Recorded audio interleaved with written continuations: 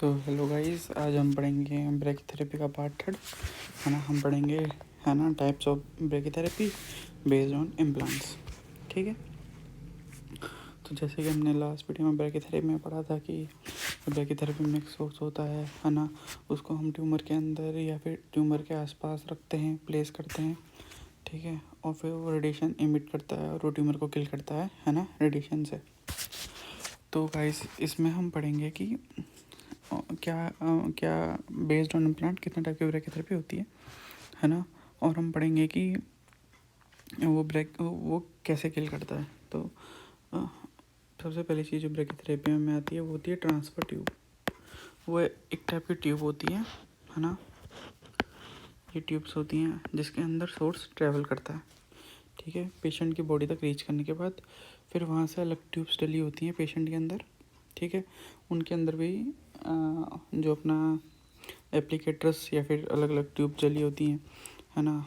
तो वो उनके अंदर भी सोर्स ट्रैवल करता है और कैंसर मतलब ट्यूमर के अंदर ट्रैवल करता है। तो हम ब्रैकीथेरेपी में पढ़ेंगे पहले कि सबसे पहला टाइप ऑफ ब्रैकीथेरेपी होता है इंटरस्टिशियल, है ना। इंटरस्टिशियल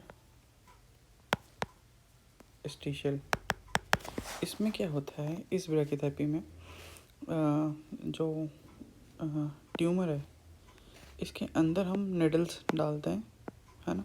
और इन निडल्स के अंदर सोर्स ट्रैवल करता है वन बाय वन। पहले इसमें जाएगा, फिर वापस आएगा, फिर इसमें जाएगा, फिर वापस आएगा, फिर इसमें जाएगा, वापस रहेगा। और इस ट्यूमर में हम डिफरेंट पोजीशंस हम डिसाइड करेंगे। ठीक है ना। जिसको कहते हैं ड्वेल पोजीशन। और डिफरेंट टाइम डिसाइड करेंगे हर पोजीशन में कि सोर्स कितने टाइम तक रुकेगा। ठीक है। तो ड्वेल पोजीशन और ड्वेल टाइम कितने टाइम तक सोर्स यहाँ पे रुकता है वो हम डिसाइड करेंगे। उतने टाइम तक सोर्स वहाँ पे रुकता है और वो कैंसर को किल कर देता है। तो इंटरस्टिशियल में क्या होता है कि वो ट्यूमर के अंदर जाता है सोर्स और उसको किल करने के लिए, है ना। फिर दूसरा होता है इंटरस्टिशियल। दूसरा होता है जो बहुत फेमस है, इंट्रा कैविटी, है ना। इंट्रा कैविटी इसमें क्या होता है, ये बेसिकली, है ना, इंट्रा कैविटी जो है ना, इसमें बेसिकली क्या होता है, जो सोर्स होता है वो ट्यूमर के आसपास प्लेस किया जाता है।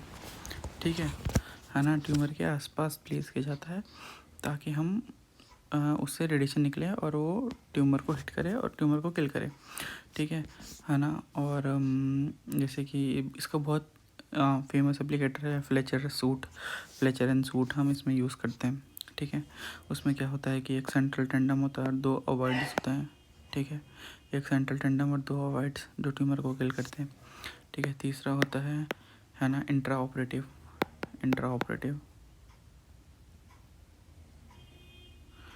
इसमें क्या होता है इंट्रा ऑपरेटिव में कि जैसे हमने कभी भी किसी ट्यूमर है और उसको ऑपरेशन से हमने किल कर दिया, मतलब उस ट्यूमर रिमूव कर दिया ऑपरेट करके, तो जो ट्यूमर बेड है हम उसको भी हम, जो ट्यूमर बेड बचा हुआ है उसको भी हम रेडिएशन डोज कर दे सकते हैं। उसी में हम ट्यूमर बेड जो हमने ट्यूमर बेड के अंदर हम ऐसे करके ट्रांसफर ट्यूब डालेंगे और उसके अंदर सोर्स मूव करेगा और उसको किल करेगा, है ना। एक और होता है इंट्रा ऑक्यूलर।